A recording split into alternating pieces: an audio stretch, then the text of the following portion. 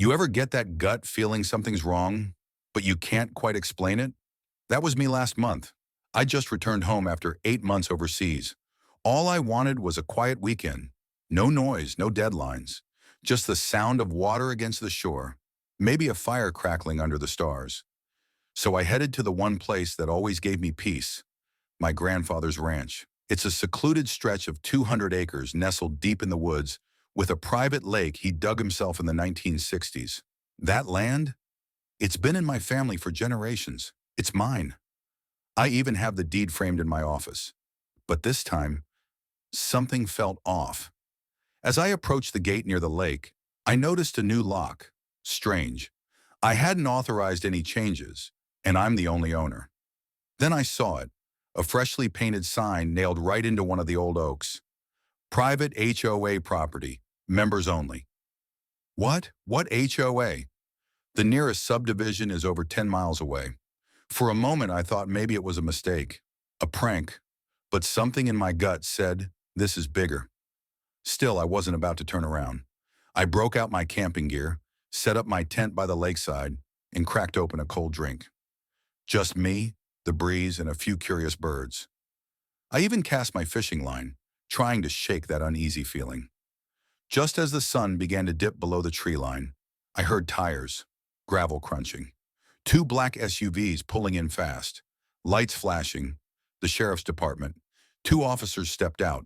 One had his hand resting casually on his belt. The other was already scanning me like I was some kind of fugitive.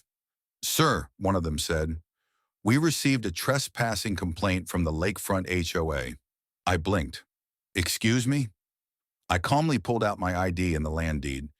Yes, I keep a copy with me when I camp because this isn't the first time I've had nosy people snooping around. The younger officer glanced over the documents and raised an eyebrow. "You own this whole property?" "Every inch," I replied. That's when she arrived, a woman in her 50s, blonde bob, oversized sunglasses, and a clipboard tucked under one arm like she owned the damn forest.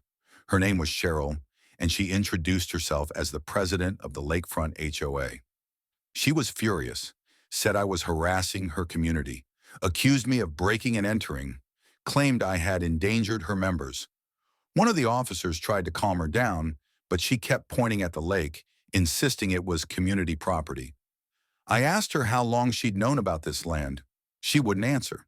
She just kept throwing around words like protected land use, restricted zoning, and recreational access. I could tell the officers didn't fully buy her story, but they couldn't just ignore the report either. After about 30 minutes of back and forth, they left without pressing charges, but warned me to stay reachable. Something didn't sit right. The way Cheryl spoke, so confident, like this was her place, like I didn't belong. So the next morning I went exploring, and that's when I discovered everything. There was a path, a dirt trail cutting through the trees near the lake's far end. I'd never seen it before. Looked new, maintained. I followed it for about 15 minutes until I reached the far shoreline, and what I saw stopped me cold. A floating dock, a dozen paddle boats, a tiki bar set up with folding chairs and coolers, signs reading lake access hours 10 a.m. to 8 p.m. and HOA members only. They'd built an entire recreational setup on my land. It looked like a mini country club. Jet skis, party banners, even laminated signs with HOA branding. They weren't just crossing the line, they'd erased it. I snapped pictures of everything. Then I hiked back to my truck and drove straight to the county zoning office. Turns out, 6 years ago, the HOA quietly extended their community trail into my land, drawing a fake boundary line on their internal maps. No permits, no zoning approval, just a quiet, backdoor land grab.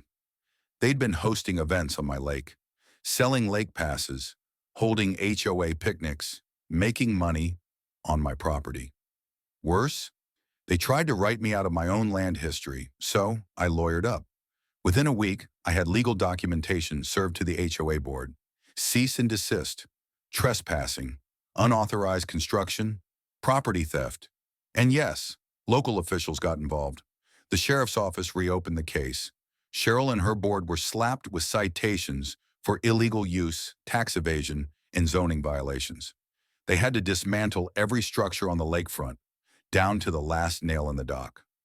Funny thing, they even tried to sue me for emotional distress. That didn't go well. Today the tiki bar is gone. The fake trail is blocked. The signs are burned in my fire pit. And me? I rebuilt my grandfather's cabin, painted it bright blue just the way he always wanted. I fish every morning and watch the sun rise over the lake in silence. No HOA, no clipboard warriors, just peace. But I'll never forget what almost happened. Sometimes it's not fences or walls that protect your land. It's knowing the truth, standing firm, and refusing to let quiet theft rewrite your story. And in my case, turns out I wasn't the trespasser. They were. Call to action ending. If someone tried to claim what's yours, would you fight back? Let me know in the comments.